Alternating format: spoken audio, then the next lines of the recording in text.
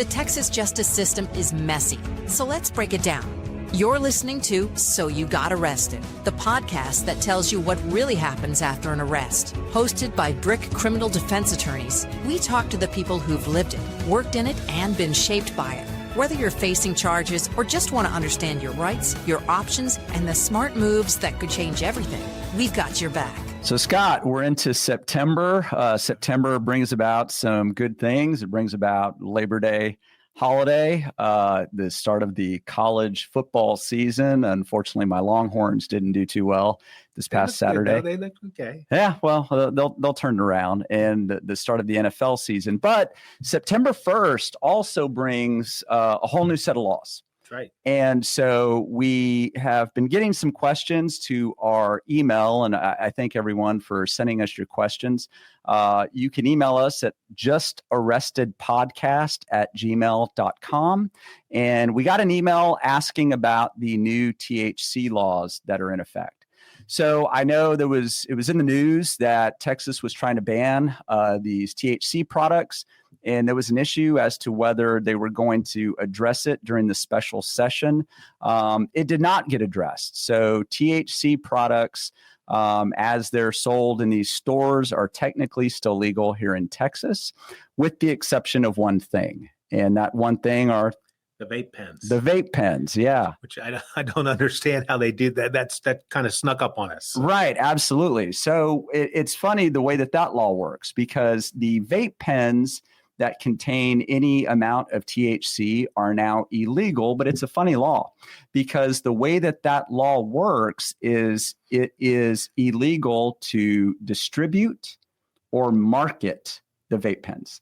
It's not illegal to be in possession, which is a little odd, but this could have an effect on people who work at these vape shops, because if you're caught selling, distributing, marketing these products, it's a Class A misdemeanor, which could result in a year of confinement and up to a $4,000 fine. So if you find yourself in trouble for that, please give us a call at BRCK Criminal Defense at 210-874-5080. But Scott, today I wanted to talk about things that people do that make their cases worse. And so we got our top 10 list of things not to do when you've been arrested, folks. Absolutely. Top 10. Absolutely. And so the number one thing on my list, I'm a huge fan of Better Call Saul. And there's this moment in Better Call Saul where he's coming in to meet with a client by the name of Badger. And Badger's meeting with an undercover police officer, and he, is talking to his client, and he says, "Hey, I'm just here to see if you said anything stupid." And by anything stupid, I mean anything at all. Yeah. Exactly right. And so one of the things you can do to make your case worse is trying to talk your way out of it. I mean, what's your experience with that? Yeah. So unless look, a lot of people who pick up criminal cases are DWIs. And minor offenses, family violence cases. And generally, when you're worked up about it, so if you're drunk, everybody who's drunk always thinks they're fine, right? And so they think they're going to talk to, when the officer hears how sober they sound, right, they're going to immediately realize they're not driving while drunk. But the problem is, of course, they do not sound sober at all. And who is the best judge of whether someone's intoxicated or not? Not the person who's been drinking. So the person saying, "Oh, I've just had a couple," right, thinking they're going to talk their way out of it, that's not going to. It doesn't work. And plus, so you and I sit there afterwards and we watch the body cam of these, and clearly that's not who they usually are. Because one of the things you have to prove in a DWI is loss of normal use of mental or physical faculties. And when they're talking, it's clear to everybody there that's not how they normally are. Okay, so it's all used as evidence against you, and that you're not making sense when you're saying stuff. Right. Well, and you were a longtime prosecutor. Mm-hmm. Did you ever see a situation where somebody said, "Hey, I just had a couple," and the officer said, "A couple? Oh, that's good. You can go on your way." Never. And by the way, they always say two. Every single person who's pulled over for DWI, it's always, nobody just says one, nobody says five, nobody says four. Yeah. It's always two or a couple. Right. And we joke about it. Yeah. We joke about it, like they're always going to say two. The first one and the last one. Yeah. Those are the ones that they're going to mention. We kind of admire the people on a DWI when prosecutors who actually say, "No, I had four." Yeah. But I've had a dozen. Yeah. The second big thing that comes up that can make cases much more complicated is agreeing to allow that officer to search your phone, to search your car, to search your house. Keep in mind, you do not have to agree to these things. You have a right to privacy. You can tell the officer, no, you're not going to search my vehicle. You're not going to search my house. You're not going to search my phone. I mean, what are your thoughts on that? And because it sounds self-explanatory, right? Don't agree to let people search stuff. Okay. But here's how they do it. They pull you over, that you're suspected of having drugs in the car. Say you left a place that they're monitoring because it's a known drug dealer in this apartment complex. Okay. And they say, do you mind if you search the car? And you say, no, I don't want you to search my car. Okay. And then they say, okay, well, we're going to bring the drug dogs. It may take us about 30 minutes. So are you sure you want to wait that long? And then everybody's like, well, I don't want to wait 30 minutes. Go ahead and search my vehicle. Let me just be clear. The case law says that if they make you wait for a long time while they're getting the drug dog, we're going to be able to get that stuff thrown out. Right. Okay. But go ahead.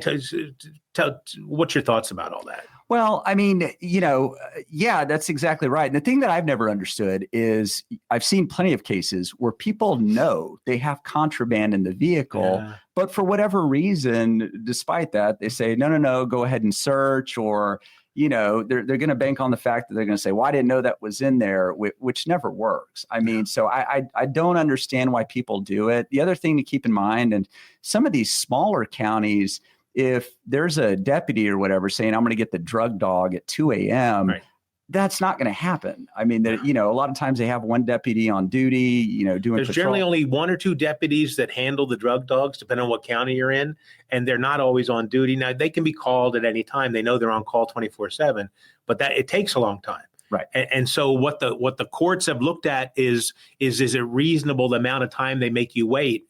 And what we kind of know is that if they're making you wait 30 minutes, most courts are going to consider that unreasonable. And I've always told clients, like, look, I wouldn't want an officer just going through my phone. I mean, I have pictures of my kids on there. I have personal information, credit card information. Not to say they're going to do anything with it, but we have a lot of our private lives on our phones. Embarrassing text you sent to your wife. There you go. Whatever the case may be, right? So there's nothing wrong with saying, no, that's my private information. You cannot go through it. If you want to go through it, get a search warrant. Yeah. That raises another issue. The third thing that we see is people doing something stupid that gives an officer probable cause, either reasonable suspicion to pull you over or probable cause for a search. Or causes you to be arrested for a crime. So it's interesting because you were just talking about people know if they have contraband in their car just a second ago. Well, we have a guy, not the nicest guy. He's been on probation for a while and been doing well. And for whatever reason, driving, the police lit him up, but he had no active warrants. He had nothing in his car, but he fled. Right. And so he led the police on a chase. Then he bailed out of the car and ran too. So he's got two new charges, evading a vehicle and evading on foot. And guess what? When you're on probation and you pick up new charges, it's going to take a Herculean effort for us to continue him on probation. Right. And he knows that. And so I'm finally like, so you didn't have anything in your car. You didn't have any warrants. Why did you run? Exactly. He just panicked. Yeah. I've seen cases where people, know they have contraband in their car, but they're driving around with a broken taillight. They're driving around with the license plate light not working. And, and my thought is you're making the officer's job easy and you're making it far more likely that you're going to end up being arrested and going to jail. What's even worse than that, we get a lot of people who are driving with expired registration and no license. Right. Right. And so don't take drugs in your car if you don't have everything up to date. Right. Or the situation where, somebody's doing something they shouldn't be doing. And right before they get pulled over, they've smoked out in their vehicle. So the officer pulls up and they roll down that window and it's like a Snoop Dogg video with the smoke coming out. Oh, yeah. And then they have contraband in there. And it's like, look, I'm happy to represent, everyone. And I'm happy for people to pay us to do this job. But, people do need to be a little bit smarter to try to keep themselves out of trouble. And a little bit smarter gets to our next item. Sometimes let's not talk so much. That's exactly right. Yeah. And so I know in this day and age, it's common to want to share everything with your friends or your social media followers. But I can't tell you the number of times where people, the evidence on their case is stuff that they've generated either through a text to their friends bragging about what they're doing, or through social media posts, or even pictures posing with some kind of contraband, something that they shouldn't have. Almost every case that we've had recently in the last year or so that involves something involving gun charges or shooting, there's pictures that the police have gotten off somebody's phone or off Instagram or off Snapchat that somebody saved of that person with guns. Right. Okay. That doesn't help us. And it makes it tough on your attorney when they go into court and they're saying, hey, my client, is a good guy. My client, was not involved in this, whatever the case may be. And then the prosecutor opens up their file and there's a huge 8x10 snapshot, of the guy on Instagram posing with a gun or something like that. And it's usually a couple guns and a blunt in their mouth all at the same time. And they're like bad guns, like assault rifle guns. Right. Yeah. And it's hard to go from there to, my guy is normally a very good guy other than his social media presence. Yeah. Although I guess maybe you could go the route like 50 Cent did a while back when he posed with all the money when he owed, money in bankruptcy and said, well, this is all fake. This is part of my image. That's a little bit different. He's a celebrity. I don't know that most of our clients are going to be able to make that argument. I've seen people as a prosecutor try to make that argument that that's not really their gun. I'm like, okay, but we're not saying it's your gun. We're saying you're holding it, right? And you've threatened to shoot the school. Yeah, exactly. We get a bunch of those. Exactly. Yeah. So, just be careful with that stuff that you're keeping on your phone. And that also goes back to the issue of you shouldn't be allowing people just to search your phone without a search warrant. Right. There's another issue that comes up, a fifth point that, can complicate your case. And that's a situation where you already have a case pending. Mm-hmm. And while that case is pending and you have your lawyer and your lawyer's fighting for you and you're attending court, you go out, you do something stupid. You pick up another case. Right. Yeah. And so what we tell all our clients is, so we've had clients who intox assaults, ag robberies, things like that. And we're able to get the bond reduced and get them out. And then it takes a while before the DA. I have a guy with an intox assault that took 1.5 years before they indicted him. Mm-hmm. And I could have sat there and made a fuss and like, oh, go ahead and hurry up and indict this. And then that wouldn't have done me any good. But what happens now is I'm able to go to the judge and say, look how good this guy has been doing mm-hmm. for the 1.5 years while he's been on GPS, while he's had the ignition interlock. He's been doing everything. So the DA cannot come in here and say this guy is a danger and not going to do well on probation. It's undisputed of the 1.5 years when he's been on pretrial conditions. We know he's going to do well on probation. So right. The only thing they can argue is we want to punish this guy. Right. Okay. Right. The opposite is we get somebody out and say, help me out, help me to do a good job for you by not picking up new crimes. And then all of a sudden they're in trouble again. Right. And it doesn't even have to be a major crime. There are some crimes like public intoxication, which ordinarily, not ordinarily, but it's a Class C misdemeanor, meaning the only thing that you're going to do is pay a fine on that, maybe spend the night in the drunk tank. But if you currently have a felony DWI pending and you pick up one of those public intoxication cases, it's just going to make your case that much worse. And if we end up having to go to trial on it because the only thing they offer us is 15 years in prison, they're going to beat us over the head with that. Like he knew that he was looking at time mm-hmm. and he was out drinking afterwards. Yeah. After this guy is already in trouble, after he's already out on bond, after the case is already pending, he continued to drink in a public place, got arrested for a new offense. So he clearly doesn't care about the consequences of his actions. Yeah, it makes it far more difficult to defend you, mm-hmm. And it makes it far more likely that a judge or a jury is going to take a look at that and say, hey, this is not a good person for probation because while they were out on pretrial conditions, they continued to do things they weren't supposed to do and continued to get arrested. How likely are they to follow probation conditions? That's right. So you can make your attorney's job easy or you can make your attorney's job hard. It's up to you. That's absolutely right. Yeah. And we have the rest of our 10 that we'll get to after this break. Again, this is So You Got Arrested from BRCK Criminal Defense. The attorneys at BRCK Criminal Defense have helped over 5,000 clients move on with their lives. When an arrest or accusation turns your life upside down, we have the knowledge, experience, and integrity to get your life back on track. Traditional legal ethics, modern legal tactics, the best defense possible to get you through the criminal justice system. Search BRCK Criminal Defense to see our reviews and find out why so many of our clients have trusted us to fight for them. BRCK Criminal Defense, helping our clients move on with their lives.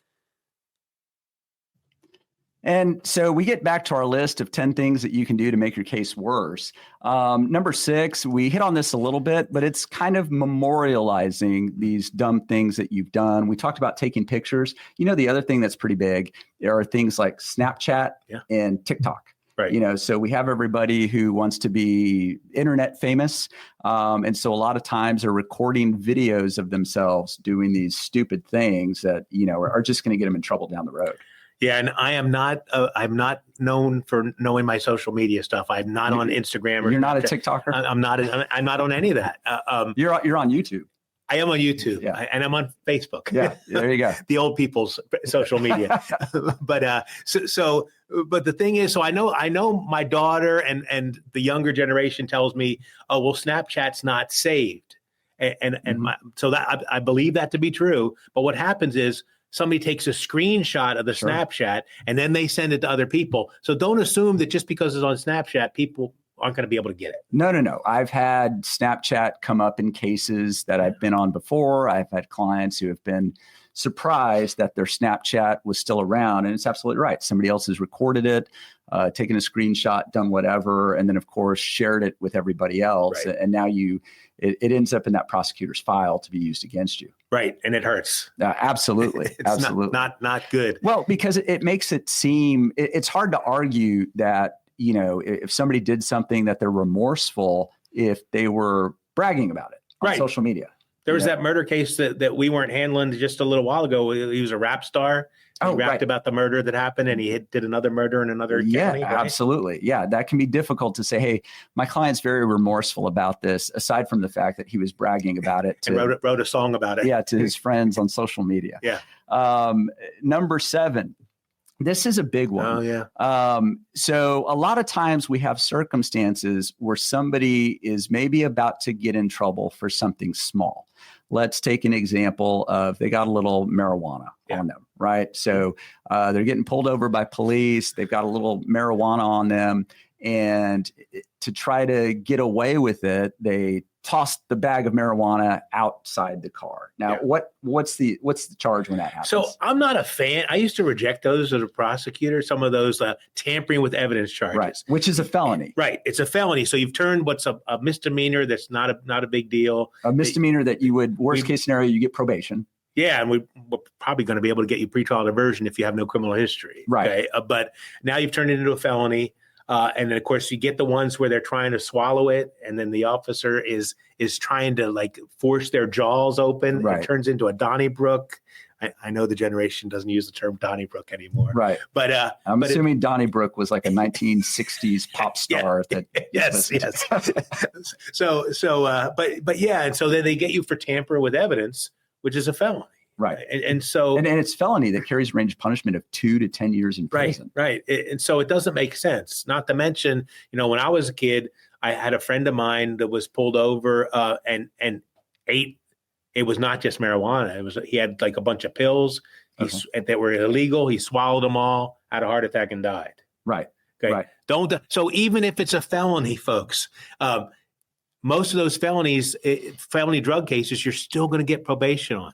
It's not worth dying because you want to swallow the drugs because you don't want to have to go to court and deal with a felony probation. Right. Absolutely. Yeah. And it's just a lot of people don't know this. And a lot of times I'm representing young people who have these little marijuana cases, and they didn't know that by tossing that baggie of marijuana, which keep in mind, when an officer's behind you, they're running dash cam, right? So they're recording everything that's happening in the vehicle that's in front of them. And so you clearly see the bag fly out the window. Right. And then the officer will go pick it up. And then, they end up being charged with that felony. And not every prosecutor is as reasonable as my partner here. A lot of them will indict that case. And now all of a sudden, you're looking at 2 to 10 years in prison because you were trying to avoid that misdemeanor charge. Yeah. Yeah, it just doesn't make sense. But this is what happens when you're in tense situations. Sometimes you make very, very bad decisions. Yeah. And so if you're not sure what to do, don't do anything. That's right. And it even extends to things like your personal devices. I've had cases where people are under investigation and they want to start deleting things off their phone, or they want to start, deleting things from the iPad. I always tell them, don't touch anything, because a lot of times you end up, the case for the tampering with evidence ends up being much worse or a much more solid case. I've had plenty of cases where people beat the underlying offense, but what they didn't beat was the tampering with evidence because they were deleting stuff. Right. Yeah. It's always difficult, and just use your common sense, but clearly a lot of people don't have common sense to utilize. Right. And so, or they're nervous, they're scared, they're doing whatever they can. Right. And so if you're not sure what to do, just don't do anything. And we'll get to the last thing in a little bit, what you need to do. Yeah. Okay. Well, don't do anything. Let your lawyer take care of it. Yes. Right. I know number 8, this is a big one for my partner here, Mr. Simpson. Yes, it is. And but this applies to everything in life. Don't be a jerk. Okay. It's not just about so if you're a jerk with a police officer, the prosecutor is going to look at that and they're going to want to back up the police officer who you've told all kinds of ugly things to. Like when I get it, and it's being a jerk when you say, well, I know the mayor, right? We've had, unless you're the governor and you say, well, I think you need to let us go on our way. Governor Perry. Yeah. Yes, that was wonderful. So we've had prosecutors who sat there and tried to pull the I'm a prosecutor thing when they were pulled over. Okay. Yes, we have, and they get in trouble at work.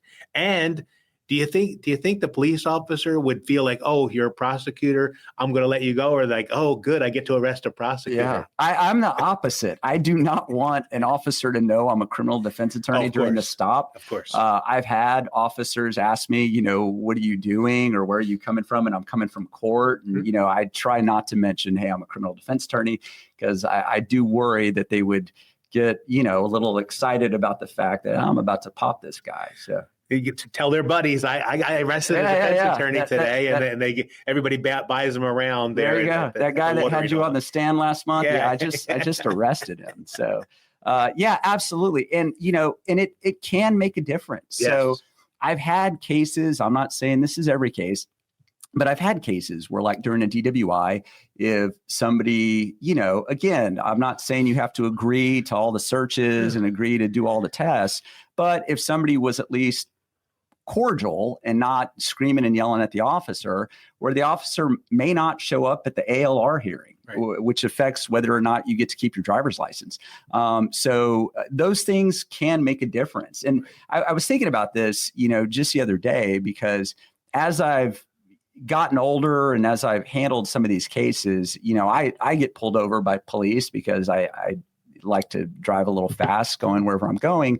And I would say over the last 3 months, I've probably received 3 warnings from police officers. Really? Where they had the option, where I was going 15 miles over, and I'm just polite the entire time. And yes, I understand, and my apologies, whatever it is. And okay, they give me the warning and they let me go. Now, I know that part of that is because I'm a little older. When I was a young guy with long hair and a goatee, I always felt like officers would give me a bunch of crap. So sometimes they're just going to do that based on how you look. But it does make a difference. And it may make a difference in you getting a warning, you not getting your vehicle searched. If you are at least polite and you don't go out of your way to antagonize the officer. I didn't know you sped this much. We got to stop calling you Grandpa Steve behind your back. Got to stop. I didn't realize you were a lead foot. Yeah. Absolutely. I'm always at least 10 miles an hour over the speed limit. Okay. So now number 9, this goes to after the point where you've been arrested. Okay. So let's say that the officers arrested you, they've taken you to the jail. You're now in front of that magistrate, and the magistrate is setting your bail, but they're also doing your bond conditions. Right. And so a couple episodes ago, we had somebody from the magistrate's office talk about that kind of thing. And we see all kinds of people afterwards who have no idea what the conditions of their bond are. Right. Okay. And that's important. Yeah, it's kind of important. Because, where it comes up a lot is we have people on the family violence cases where they're told no contact with the person who they were accused of assaulting, who happens to be their significant other. Right. Okay. And so they get all kinds of things that are like, I had a guy that just a couple months ago, he was under the impression that he could have contact after 30 days because there was an emergency protective order that was done. But the conditions of bond said no contact at all. Right. So just because the emergency protective order is done didn't nullify the bond condition to have no contact at all. So sure enough, he's pulled over 60 days later for speeding. The gal's in the car with him. He picks up a new case for violation conditions of bond. Right. And those bond conditions, those remain in effect until the case is over. Those conditions are in place the entire time you're out on bond, which you're out on bond until the case is finally resolved. Right. Which is, and we can get those conditions changed for you.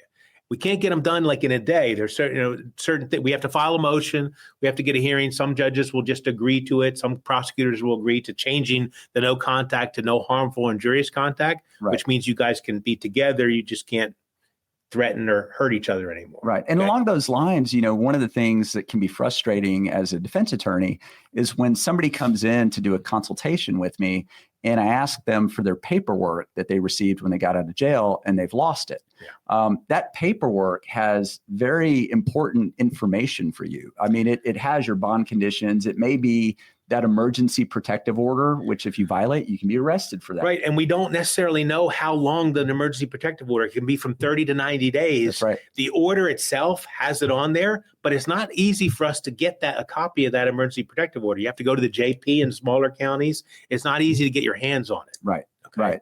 And so we don't, and so we kind of need to see that, because if you're telling me it's only good for 30 days, well, I want to see it. Right. Are you right? Yeah. So whenever you're arrested, when you get out of jail, you should have paperwork, and you need to hold on to that paperwork and provide it to your attorney, because that's going to be very valuable in them determining how they're going to handle your case, what conditions you have in effect, what needs to be done immediately to help you either get back home, get back to your job, whatever the case may be, allow you to travel outside of the county or wherever you may be. Which brings us to our next point, though. Get an attorney on board early. Okay. It doesn't have to be us. We're very good at what we do, but don't wait until, oh, geez, me and my wife want to go watch our son's recital together. Okay. Let me hire an attorney and it's Thursday and the recital's Friday. Right. Okay. Right. Get an attorney on board early so we can get on top of things early. Stuff that happens before we get involved, we can't turn back the clock and fix it half the time. That's right. And I've had plenty of people that come in and they, maybe settle for an attorney that they don't want initially. And then right before court, or when they get a bad offer from the state or they're coming up for trial, they try to hire the attorney that they want. And I always tell people, it's like building a house. If I have a bad foundation, all I'm allowed to do is build on that bad foundation. I can't redo the entire thing because the case is already underway. So you need to get the lawyer that you want, the lawyer that you think is going to do the best job for you right at the outset. Don't wait too long. Correct. And that leads me to kind of a bonus tip that I would give, because this comes up a lot. There's a lot of people who assume that if the case does not go the way they want it, well, I'll just win it on appeal. I hear that all the time from people, like, well, can't we just win that on appeal? It doesn't necessarily work that way. Hardly any cases are reversed on appeal. Before I went to law school, I thought appeal, they redid the trial all over again. Sure. Appeal is all the appellate court looks at is the record the court reporter took down of the plea or the trial or things like that, and they look to see if anything improper happened. That's it. And I don't know what the appellate reversal rate is, but I know it's very low. It's right. Probably under 5%. Right. So unless the judge, if the judge rules our way throughout the trial, we don't have an appealable issue. I mean, they're still going to appeal it, but you're not going to win anything. That's right. Yeah. Right. So, I mean, people assume, like Scott said, that, well, an appeal is just a do-over. It's not a do-over. They're not successful that often. So try to get it right the first time. Try to get the right attorney at the outset who's going to do a good job for you and take care of your case the way it should be done at the outset. That's something that we'd certainly be happy to help with. You can always reach us at 210-874-5080. This has been So You Got Arrested with Scott Simpson and Steve Barrera. A lot of trial experience between the two of us here. There you go. Thanks for listening to So You Got Arrested. If you found this podcast helpful, share it with someone who needs to hear it. For more legal insights and real talk from the front lines of the Texas justice system, follow us and subscribe. And remember, BRCK Criminal Defense has your back. For more information, visit us at brckdefense.com.